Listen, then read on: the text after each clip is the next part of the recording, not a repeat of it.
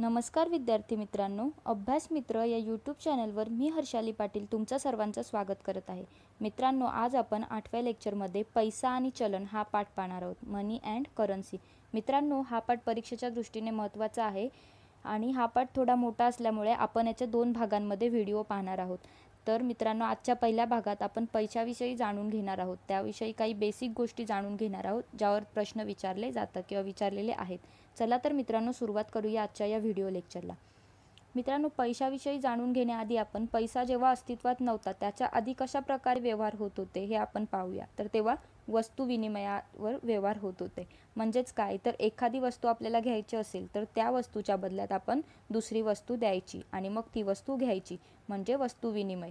की आपल्याला जर मासे खरेदी करायचे आहेत तर त्याच्या मोबदल्यात गहू देणे. म्हणजे आपल्याला एखादी गोष्ट खरेदी करायची असेल तर आपल्याकडे अवेलेबल असल्या, आपल्याकडे अस्तित्वात असलेल्या गोष्टी त्या समोरच्या व्यक्तीला देऊन त्याच्याकडून ती गोष्ट आपण घेणे, ती वस्तू आपण घेणे, म्हणजे वस्तू विनिमय होय. जेव्हा पैशांचा शोध नव्हता तेव्हा दैनंदिन व्यवहार हे वस्तू विनिमयावर आधारित होते.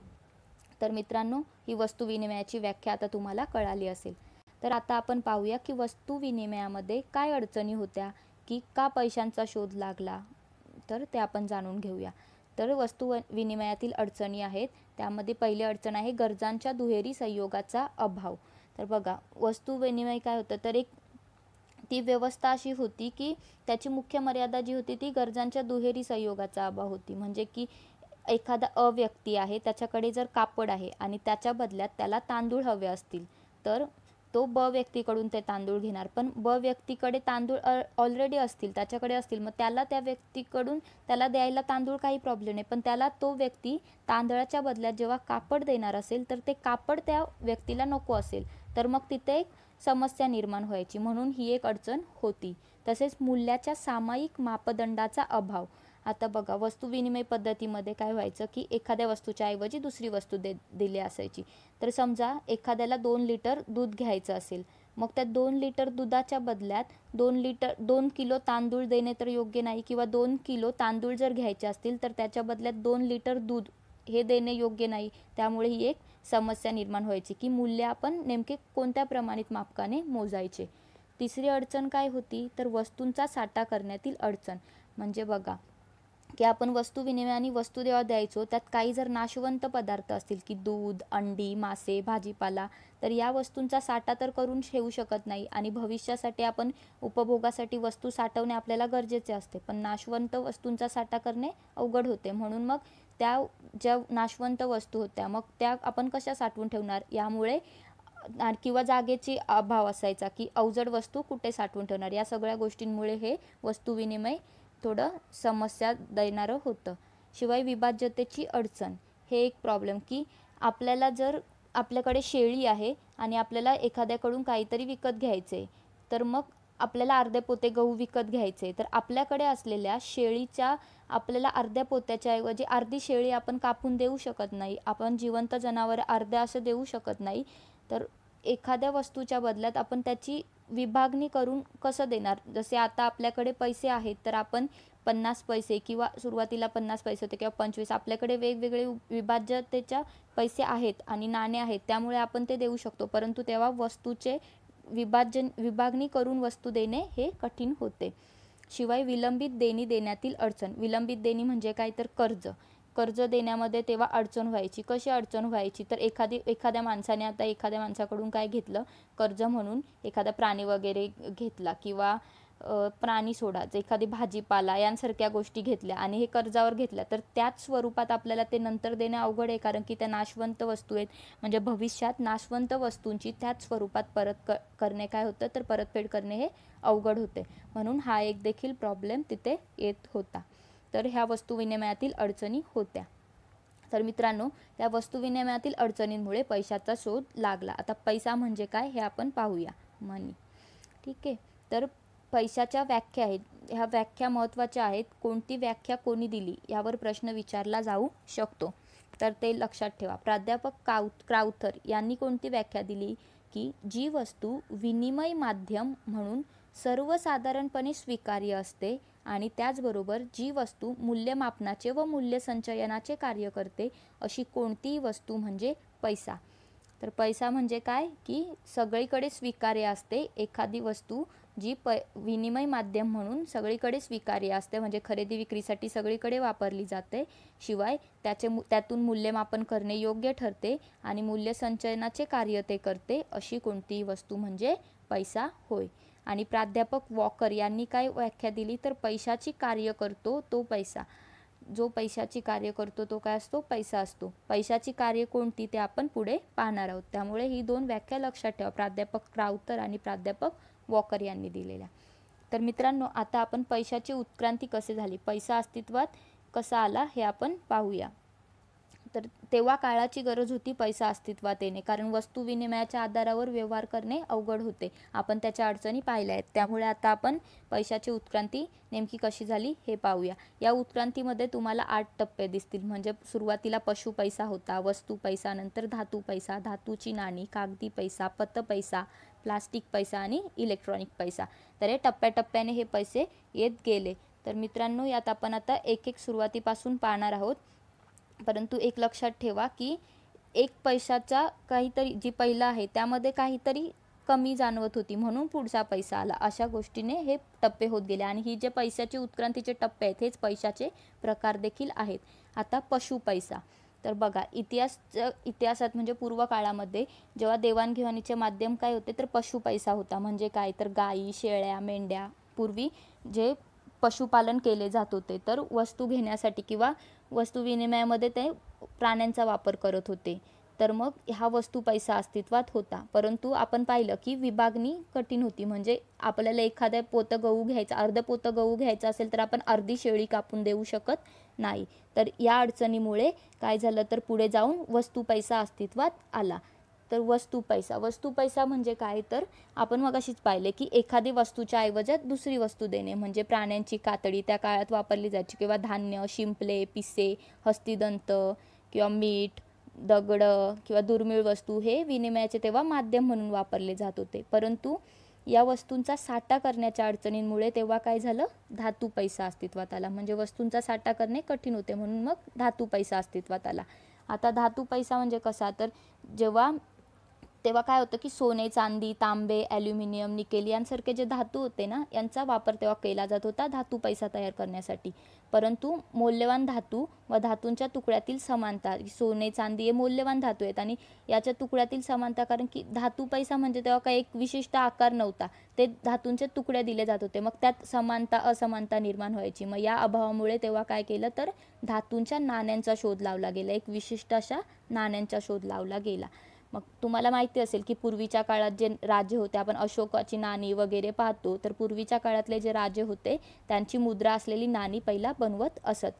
आणि शासकीय धोरणानुसार काय झालं तर मौद्रिक नाण्यांमध्ये एकवाक्यता आणि कायदेशीर स्थिरता आणण्याच्या उद्देशाने काही प्रणाली निश्चित केल्या गेल्या.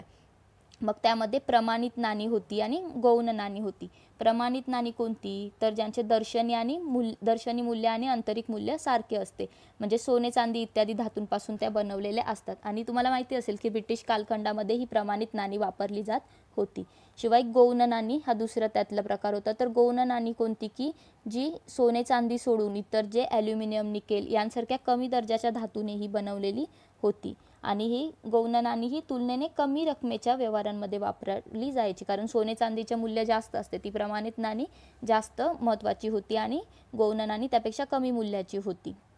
मग ह्या धातूची नाणी होती, यानंतर मग पुढे जाऊन काय झालं की त्यांची वहनीयता शक्य नव्हती. म्हणजे धातूची नाणी थोडी वजन असणार किंवा ती इतकी नाणी आपण कशी न्यायची, हा प्रॉब्लेम तयार झाला. त्यामुळे मग पुढे जाऊन कागदी पैसा निर्माण झाला की त्याची वहनीयता शक्य व्हावी म्हणून. आता कागदी पैसा म्हणजे काय हे आपल्याला माहिती आहे. आपण आता जो पैसा वापरतो, चलनी नोटा आपण ज्या वापरतो त्या कागदी पैसा आहेत आणि त्या धातूच्या पैशाला पर्याय आहेत. तर भारतामध्ये त्या नोटा चलनात आल्या आणि कागदी पैशाची व्यवहार्यता पण सोपी झाली, तिकडे वहनीयता पण सोपी झाली. शिवाय कागदी पैसा निर्माण करायला कोण असते तर रिझर्व्ह बँक ऑफ इंडिया नेहमी असते, त्याच्या अधिकार मध्यवर्ती बँकेकडे असतात. आणि कागदी पैसा हाताळण्यातील जी गैरसोय आहे किंवा पैसा साठवण्यातील जोखीम जी आहे, या कारणांमुळे काय झालं तर बँक पैसा अस्तित्वात आला, पतपैसा. म्हणजे आपल्याला माहिती आहे की आपण पैसे साठवून आपण घरी ठेवू शकत नाही, की त्यात रिस्क आहे किंवा चोरी होऊ शकतो. आपण अशा गोष्टी अनुभवतो, त्यामुळे काय झालं तर बँक पैसा अस्तित्वात आला, म्हणजेच पत पैसा अस्तित्वात आला. पत पैसा म्हणजे काय तर जे आपण चेक किंवा डिमांड ड्राफ्ट DD असतात यांना पत पैसा असे म्हणतात. म्हणजे बँका जेव्हा लोकांनी ठेवलेल्या ठेवी असतात त्या ठेवीतून पैसा निर्माण करते, त्याला पत पैसा असे म्हणतात. मग ह्या पत पैशानंतर प्लास्टिक पैसा निर्माण आला. प्लास्टिक पैसा आला तर प्लास्टिक पैसा म्हणजे काय, जे आपण डेबिट कार्ड, क्रेडिट कार्ड या गोष्टी वापरतो याला प्लास्टिक पैसा असे म्हणतात, की त्याच्या माध्यमातून आपण पैसा काढू शकतो किंवा पैशाची देवाणघेवाण करू शकतो, ह्याला प्लास्टिक पैसा असे म्हणतात. आणि प्लास्टिक पैशानंतर अजून एक टेक्नॉलॉजी आली की इलेक्ट्रॉनिक पैसा आला. इलेक्ट्रॉनिक पैसा कोणता तर आपण जे आता गुगल पे, फोनपे, पेटीएम यांसारख्या गोष्टी वापरतो किंवा नेट बँकिंग म्हणजे संगणकाच्या किंवा मोबाईलच्या माध्यमातून आपण पैशाची देवाणघेवाण करत असतो, तर ह्याला इलेक्ट्रॉनिक पैसा असे म्हणतात. मित्रांनो, ह्याचा आपण थोडी एक छोटीशी अशी डायग्राम पाहूया की पैशाची उत्क्रांती कशी झाली. सुरुवातीला पशु पैसा होता, मग हे इतिहासपूर्व काळातील. त्यानंतर काय आलं तर वस्तू पैसा आला, म्हणजे शिंपले, कातडी वगैरे आपण पाहिलं या गोष्टी आल्या. त्यानंतर काय आलं तर धातू पैसा आला. धातूचं कोणतं तर धातूचे तुकडे, हे बघा मी तुम्हाला जसं म्हटलं एक विशिष्ट आकार नव्हता त्यामुळे धातू पैसा अस्तित्वात आला. त्यानंतर मग पुढे जाऊन धातूंची नाणी आली.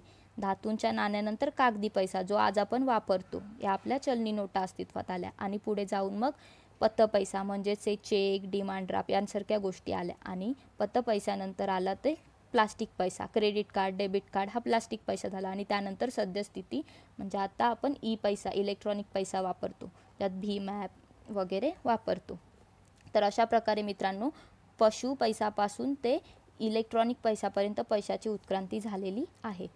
आता आपण काही विधिग्राह्य पैसा आणि अविधिग्राह्य पैसा हे दोन पैशाचे आणखी प्रकार आहेत, हे आपल्याला माहिती असायला हवेत. तर विधिग्राह्य पैसा म्हणजे काय तर एखाद्या पैशाला कायद्याचे पाठिंबळ असेल. म्हणजे काय तर आपल्या ज्या आता नोटा, नाणी आहेत त्यांना कायद्याचे पाठिंबा आहे. आपण पाहतो की आपल्या नाण्यांवर आणि नोटांवर भारत सरकार लिहिलेलं असतं ना, तर हे विधिग्राह्य पैसा असतो, म्हणजे त्याला कायद्याचे पाठबळ असते. आणि अविधिग्राह्य पैसा म्हणजे काय तर त्याला कायदेशीर कोणताही पाठिंबा नसतो आणि तो एक ऐच्छिक पैसा असेही म्हटले जाते त्याला, किंवा पर्यायी पैसा. आपण जे बिटकॉइन वगैरे सारखे पैसे तुम्हाला माहिती असतील, बिटकॉइन मागे चर्चेत होतात, तर याला अविधिग्राह्य पैसा असे म्हटले जाऊ शकते. किंवा चेक, विनिमय पत्रे हे देखील अविधिग्राह्य पैशामध्ये येतात. आणि याचा वापर लोक करतात कशात तर अंतिम देवाणघेवाण करण्यासाठी याचा वापर केला जातो. मित्रांनो, आता आपण पाहूया की पैशाची कार्ये कोणती आहेत. आपण जी वॉकर यांनी दिलेली व्याख्या पाहिली होती, ज्यामध्ये जो पैशाची कार्य करतो तो पैसा होय. तर आता आपण पैशाची कार्य कोणती हे पाहूया. तर पैशाची 3 कार्ये आहेत, प्राथमिक कार्ये, दुय्यम कार्ये आणि अनुषंगिक कार्ये. तर आता आपण सर्वात पहिला प्राथमिक कार्ये पाहूया. प्राथमिक कार्यांमध्ये पहिलं आहे की विनिमयाचे माध्यम.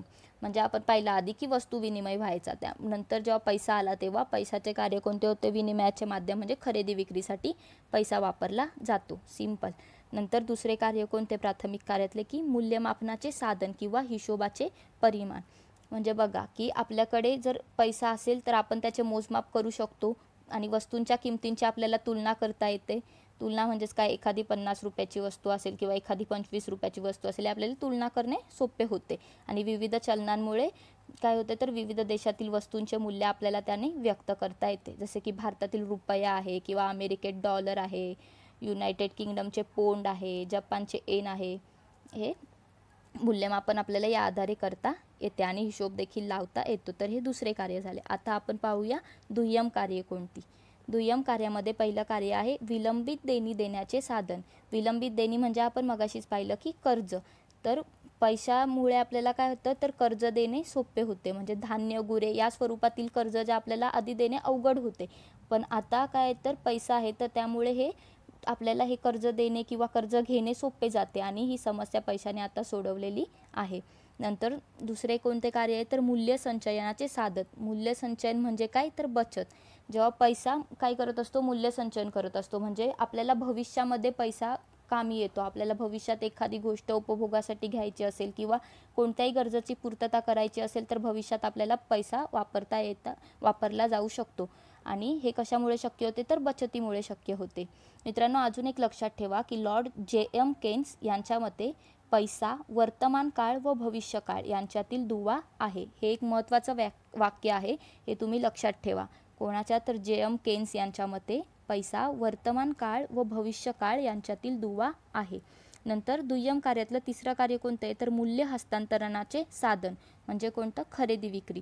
तर बघा, एका व्यक्तीकडून दुसऱ्या ठिकाणी मूल्याचे काय केले जाते? हस्तांतर केले जाते. ते कशामुळे होते?